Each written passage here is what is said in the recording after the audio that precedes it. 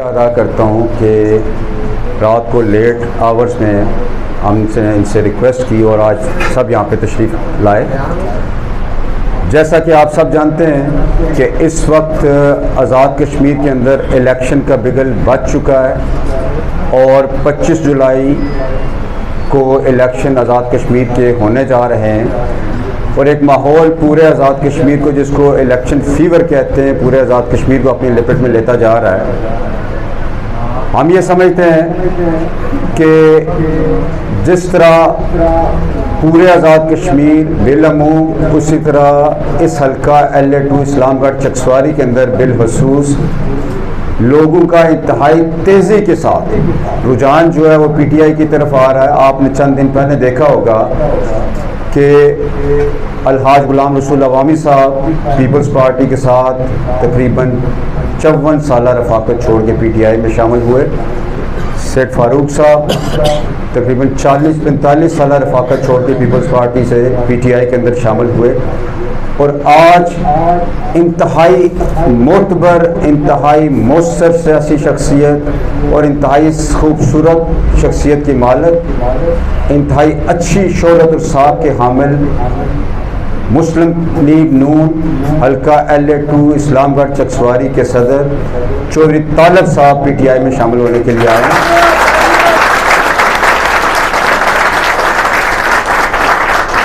मैं ये समझता हूँ कि PTI के लिए ये बड़े एजाज़ की बात है कि इस हल्के के अंदर तमाम मकाते फ़िक्र के लोग जमाती वाबस्तगी से बालातर होके PTI की तरफ आ रहे हैं और उसके पीछे बड़ी वजह जो मैं ये समझता हूँ वो ये है कि चूँकि हमारा कायद पाकिस्तान के अंदर इमरान खान बड़े साफ़ सुथरे किरदार का मालिक शख्स है, एक सच्चा और खरा इंसान है। उसके दुश्मन भी इस बात को, सियासी खरीद भी इस बात को तस्लीम करते हैं कि वो जो बात कहता है उसको पूरा करता है और ईमानदार शख्स है। इसके साथ साथ जो कश्मीर के ऊपर हुकूमत पाकिस्तान की इस वक्त पॉलिसी है वो भी खराज तहसीन के लायक है और बिलखसूस मैं अपने कायद इमरान खान को खराज तहसीन पेश करूँगा, जो अपने आप को सफ़ीर कश्मीर कहते हैं और जिस तरह दुनिया पूरी के अंदर वो कश्मीर का मसला उठा रहे हैं, जिस तरह कश्मीरियों के लिए लड़ाई लड़ रहे हैं, हम सब कश्मीरी उनके मशकूर और ममनून हैं। इसी तरह आज़ाद कश्मीर के अंदर मेरे कायद इमरान खान का इंतखाब एक ऐसी शख्सियत है जिनको सारे कश्मीरी कायद कश्मीर के नाम से जानते हैं। मेरी मुराद मेरे पार्टी के सदर कायद कश्मीर बैरिस्टर सुल्तान महमूद चौधरी साहब है और जब ऐसी साफ़ सुथरी क़यादतें आपको मुयस्सर हों तो फिर डेफिनेटली उसके असरात ग्राउंड लेवल तक आते हैं। और अगर मैं इस हल्के की बात करूं तो मैं ये समझता हूं कि आज जैसे तालब साहब हमारे काफ़िले का हिस्सा बनने जा रहे हैं, इस हल्के में पिछले 40 साल से यकरुखी सियासत चलती रही। चौधरी मजीद साहब यहाँ से 8 मरतबा मेंबर असम्बली मुंतखब हुए, वज़ीर बने, स्पीकर बने और उसके बाद वज़ारत उज़्मा तक पहुँचे। उनके हर दफ़ा इलेक्शन जीतने के पीछे बड़ी लंबी कहानियाँ रही हैं और मैं ये समझता हूँ कि उनके मद्दे मुकाबिल जो सियासी जमातें थीं, चाहे वो पहले मुस्लिम कॉन्फ्रेंस थी, उसके बाद मुस्लिम लीग नून आई, इस हल्के में उन तमाम जमातों की पॉलिसी एक ही रही है। वो चौधरी अब्दुल मजीद साहब को अकोमोडेट करते रहे। ये पिछले रिजल्ट की अगर बात करूँ 2016 के, काशिफ शाह वो काशिफ शाह की बात है। अगर 2016 के इलेक्शन की बात करूं, हम सब जानते हैं कि 2016 के इलेक्शन चौधरी अब्दुल मजीद साहब हार गए थे, लेकिन नून लीग की क़यादत ने ये सीट चौधरी अब्दुल मजीद साहब को दे दी। मेरा एक सवाल बनता है मुस्लिम लीग नून के उन जानसार कारकुनान से कि आपकी इतनी मेहनत के बावजूद आपकी जब मरकजी क़यादत ऊपर सौदेबाजी कर लेती रही तो उसमें आप कारकुनों का कसूर क्या है? आपकी इस हल्का के अंदर लीडरशिप का कसूर क्या है? बात सच्ची ये है कि इस सौदाबाजी की वजह से ये हल्का पिछले 40 साल से एक शख्स के रहम व करम पर रहा और इस हल्के के जितने मसाइल हैं उसके ना हल होने का जिम्मेदार सिर्फ एक शख्स का, जिसका नाम चौधरी अब्दुल मजीद है। आज चूँकि हमारे साथ जो तालिब साहब जो मुस्लिम लीग नून के सदर हैं हमारे साथ शामिल होने जा रहे हैं, ये इस बात की गमाजी करती है इनकी शमूलियत कि इन्हें हमारी क़यादत के ऊपर, इस हल्के की क़यादत के ऊपर, बैरिस्टर सुल्तान महमूद चौधरी साहब के ऊपर एतमाद है और वो आज पार्टी का हिस्सा हमारे बनने जा रहे हैं। मैं चौधरी साहब आपको पार्टी के अंदर खुश आमदेद कहता हूँ और आपको यकीन दिलाता हूँ कि जिस तरह की आप साफ सुथरी शख्सियत हैं, इसी तरह हमारे दाएं बाएं जितने मेरे इस वक्त पार्टी के मरकज़ी कायदीन बैठे हुए हैं, ये सब इंतहाई आला, नफीस और शराफत पर मबनी शख्सियात सारी बैठी हुई हैं। इंशाअल्लाह ताला अज़ीज़ आपको महसूस होगा कि इस पार्टी के अंदर बड़ा साफ सुथरा माहौल है और ये पार्टी आपको आपकी भरपूर इज़्ज़त भी इंशाअल्लाह ताला अज़ीज़ देगी और उसके साथ साथ हम आपके उस सियासी बसीरत से इस्तिफ़ादा भी हासिल करेंगे जो आपकी शख्सियत का एक खासा बन चुकी हुई है। आखिर में मैं तमाम दोस्तों का जो यहाँ पे तशरीफ़ लाए उनका शुक्रिया अदा करूँगा और माइक में अब चौधरी तालिब साहब के हवाले करूँगा कि वो आज बाकायदा शमूलियत का ऐलान भी करें और अपने ख्यालात का इज़हार भी करें। चौधरी तालिब साहब। बिस्मिल्लाहिर्रहमानिर्रहीम। मैं सबसे पहले तमाम साफ़ी बरादरी का शुक्रगुज़ार हूँ कि मुख्तसर से वक़्त में वो यहाँ पहुँचे। असल में प्रोग्राम चंद दिन बाद था जलसे का, लेकिन कुछ मेरे ज़ाती मसाइल की वजह से ये अचानक प्रेस कॉन्फ्रेंस करना पड़ी। मैं अपने हल्के के जो लोग यहाँ खुद ब खुद उनको अचानक पता चला पहुँच आए, उनका सबसे ज़्यादा शुक्रगुज़ार हूँ और उन दोस्तों, भाइयों और बुज़ुर्गों का से माज़रत चाहता हूँ कि जिन लोगों के साथ मैंने बात करके, बहुत सारे लोग हैं जो कहते थे कि जिस दिन ऐलान करना है हमें बताना, लेकिन इस एमरजेंसी की वजह से मैं उनको नहीं बुला सका। मैं उनसे माज़रत चाहता हूँ और मैं इस फंक्शन के, इस प्रेस कॉन्फ्रेंस के बाद उनको बताऊंगा कि हमने फिर कब जलसा करना है और उस जलसे में उन सब को बुलाऊंगा। अगर कोई साथी जो यहाँ मौजूद नहीं है, मीडिया है, बातें सब तक पहुँच जाती हैं, जिसने मुझे कहा हुआ था या जिसने मेरे साथ यहाँ शामिल होना था वो नहीं आ सका, मैं उससे माज़रत चाहता हूँ और बड़े जलसे में उनकी शमूलियत कराऊंगा। उसके अलावा काफ़ी सारे दोस्त अब यहाँ आए हैं जिनकी ख्वाहिश थी कि हम इकट्ठे ऐलान करेंगे। उनमें हाजी याकूब साहब संभल से हैं, ठेकेदार अब्दुल हमीद साहब बरजुन से हैं, महमूद साहब है बंग से, गुलफराज है, शाहनवाज है और उसके अलावा बहुत सारे लोग हैं जो यहाँ आए हुए हैं। कनेली हिल से रियासत साहब हैं, 5-6 उनके साथ और साथी आए हुए हैं। मैं उन सब का शुक्रिया अदा करता हूँ। बाकी भी काफ़ी आए हुए हैं। आसिफ साहब हैं, बहुत सारे नाम हैं, मुझे लिख कर भी दिए गए और मेरे सामने भी हैं। सबके नाम अगर लूँ तो बहुत लंबी बात हो जाएगी, तो मैं सबका शुक्रिया अदा करता हूँ। इसके अलावा जो मैं बात करना चाहता हूँ, आप सबको पता है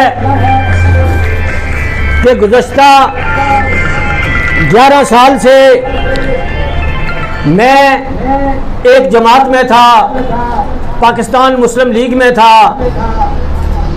उन्होंने मुझे सदारत का ओहदा भी दिया था। मैं कोई गिला शिकवा किए बगैर चंद एक बातें करूंगा, लेकिन सबसे पहले मैं ये कहना चाहता हूं कि मैं मुस्लिम लीग की सदारत से मुस्तफ़ी होता हूं और मुस्लिम लीग से इस्तीफ़ा देता हूं। उसके बाद अगर किसी दोस्त, किसी भाई के जहन में ये बात हो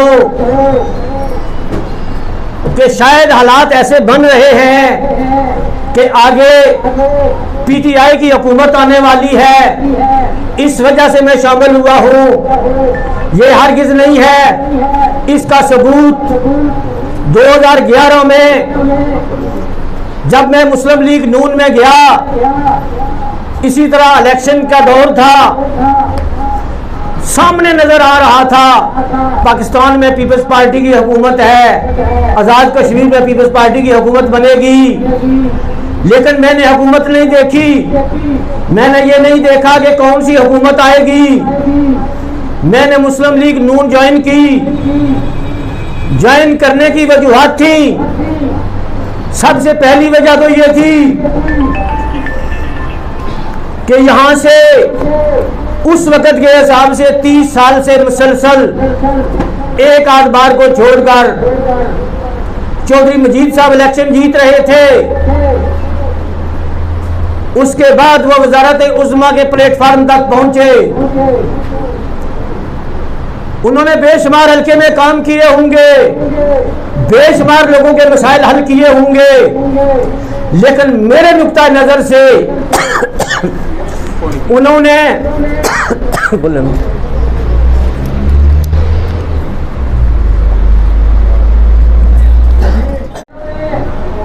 इस हमारे हल्के में कोई ऐसा प्रोजेक्ट नहीं दिया जिससे गरीब लोग, आम लोग मुस्तफीद हो सकें। मिसाल के तौर पर हमारे हल्के में 2 रूरल हेल्थ सेंटर हैं। एक बंदा जो वजारत उज़्मा के ओहदे पर हो, 5 साल बैठा रहे, उसमें वो अमला न पूरा कर सके, उसमें बस एक ही डॉक्टर हो, जैसा वो रूरल हेल्थ सेंटर ऐसी ही एक डिस्पेंसरी, उसमें कोई फर्क नहीं। ये आपके सामने चकरियाम ब्रिज 5 साल वज़ारत उज़्मा पर रहने के बावजूद उन्होंने इसके ऊपर कोई काम नहीं किया। इसी तरह और भी कोई ऐसा काबिल जिक्र काम नहीं है जो मैं गिनवा सकूं। वो वजह ये थी कि ये 30 साल से, उस वक्त 2011 में 30 साल से एमएलए बन रहे थे, लेकिन हमारे हल्के के लिए मेरे नज़र में उन्होंने कोई काम नहीं किया था। तो मैं, एक बड़ी होप थी, एक ख्वाहिश थी, एक जुनून था कि मुस्लिम लीग आएगी, मुस्लिम लीग इस हल्के में इस तरह के काम करेगी। लेकिन बदकिस्मती 5 साल में मुतअद्दिद बार वजीर आज़म और मुस्लिम लीग नून के सदर जनाब राजा फारूक हैदर खान साहब से इस चकरियाम ब्रिज की बात हुई, रूरल हेल्थ सेंटरों की बात हुई कि ये हमारे काम हैं। हर बार उन्होंने टाल मटोल किया। फिर सबसे बढ़कर हमारे हल्के की क़ियादत इससे कबल जिस जमात से भी हुई,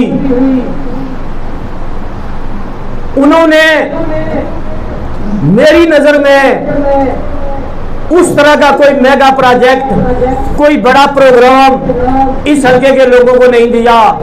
गुज़श्ता 5 साल हमारे मोहतरम में नज़ीर इनकलाबी साहब, वो अभी उम्मीदवार थे, हमारे लीडर थे। उन्होंने बहुत सारे तरक्याती काम भी करवाए हैं, चंद एक तकर्रियां भी करवाई हैं। लेकिन मुझे सबसे ज्यादा एक गिला है, जैसे मैं कामों के हवाले से बात कर चुका हूं, ये हल्के का जो एमएलए का उम्मीदवार है या एमएलए बनता है, उनका काम होता है उन पर बात करना, वो मसाइल उठाना। लेकिन जनाब चौधरी जफर अनवर साहब, एक बात मैं कहना चाहता हूं कि सबसे ज्यादा मुझे गिला ये है, चाहे चौधरी मजीद साहब हो, चाहे नज़ीर इनकलाबी साहब हो, चाहे इस हल्के में कोई और उम्मीदवार हो, हमारे हल्के में जो भी आसामी आई वो दूसरे हल्कों से, पाकिस्तान से वो यहाँ फिल होती रही।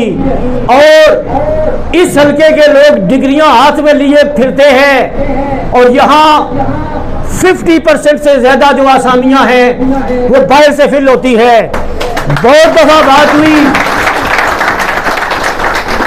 और मेरी बदकिस्मती समझें कि गुज़श्ता 5 साल जिस हुकूमत में मैं मौजूद था, इस हुकूमत में सबसे ज्यादा बाहर से आसामियां यहाँ फिल की गई, बाहर से लोग भर्ती किए गए।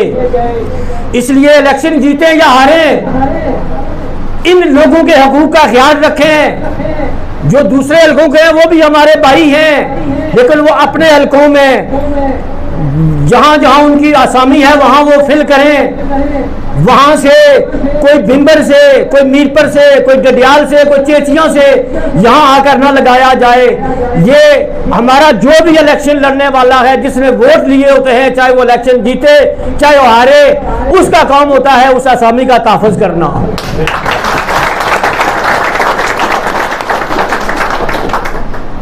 तो आइंदा हमारी तवक्कुआत हैं पीटीआई से, जफर अनवर साहब से। और यहाँ मैं अगर जिक्र न करूं, हमारी एक हर दिल अजीज शख्सियत, बल्कि पूरे आज़ाद कश्मीर और मैक्सिमम पाकिस्तान के इलाकों में भी जानने वाले नंबरदार नियाज मरहूम, अगर आज वो जिंदा होते तो वो बहुत खुश होते। जब 2006 में मैं पीएमएल में गया था तो उस वक्त उन्हीं की वजह से मैं गया था।